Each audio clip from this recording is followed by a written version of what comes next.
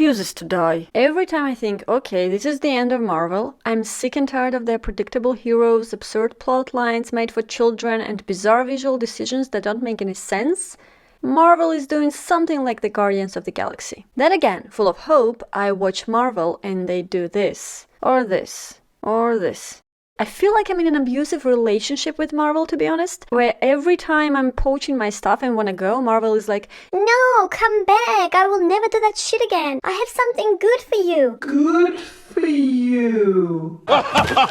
Anyway, that's a discussion for my therapy sessions. Back to the Secret Invasion. Okay, so in order to say why the Secret Invasion might work, I will first talk about Marvel's missteps in the past few years and how exactly the Secret Invasion might fix them. As you noticed, there are a lot of mights in this video. Well, yeah, because I saw only the first episode and I'm not an Nostradamus, guys. The first episode is good, but we all know how fast it can go from, that's promising, to, oh my god, I wish I'd never watched this shit. By the way, we did a funny review of the She-Hulk TV series. If you haven't watched it yet, you definitely should. It's fun, it's provocative, and most importantly, it's original. I honestly think this is the best She-Hulk review out there. Okay, I'm going to stop this self-admiration and self-praise right now. So, what missteps of Marvel Studio I was talking about? First, over-reliance on predictable structure. One of the primary criticisms leveled against Marvel movies is their tendency to follow a predictable formula. All Marvel movies look the same. In a bad way. They have similar tone, narrative structure, reliance on humor. We know what's gonna happen before it actually happens. This insistence on maintaining a consistent formula has led to a sense of creative stagnation. But what we see here, The Secret Invasion, is a dark, tension-filled, high-stakes spy thriller that feels real. Aliens manipulating our civilization into a war between two big countries? Yeah, why not? It's not something completely new, but it's a fresh, not predictable, and interesting to watch. 2. Lack of risk and innovation. Marvel's earlier movies like Iron Man and the Avengers were celebrated for their fresh and innovative approach to the superhero genre. But in recent years, the studio appears to have become risk-averse, sticking to a tried and tested formula. This aversion to taking creative risks has resulted in,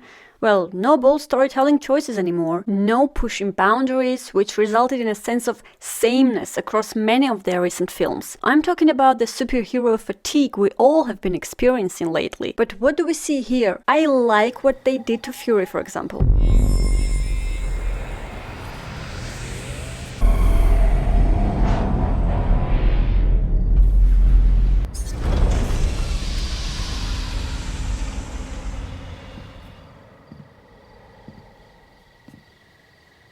And let me be clear here, okay?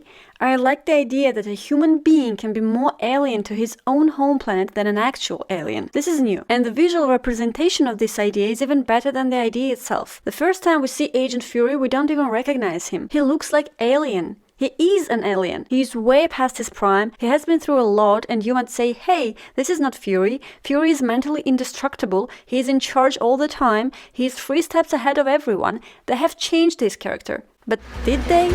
Get me Agent Hill. Communications array damaged. Well, what's not damaged? Air conditioning is fully operational. It was actually surprisingly good to see a real character for a change, reacting to the stuff that's been happening to him like the blip of Thanos. He has PTSD now. Nick Fury before Thanos and Nick Fury after Thanos are 2 different persons, and that is something we're not used to in the Marvel universe. Except him, of course. But this is not the same. Thor's change was comical, humorous, and grotesque even. Yeah, we felt pity for him, but there was also a great element of absurdity in all that transformation. Nick Fury's PTSD is a dark, melancholic even, inspired by the noir genre, and this is new for Marvel. This is the risk and freshness I'm talking about. 3. The villain problem. Marvel's films have been often criticized for their underdeveloped and forgettable villains. With a few exceptions like Loki and Thanos, the majority of Marvel's antagonists don't have depth and compelling motivations. They're just there because the story needs a villain, not because the villain needs a story. But what do we see in The Secret Invasion? The antagonists are aliens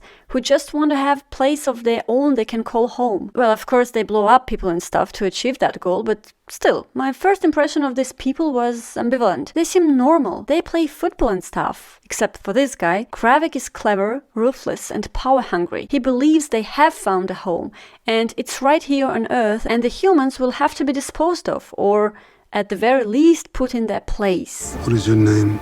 Warrior. What is your fight? Skrullos. What is your dream? Home.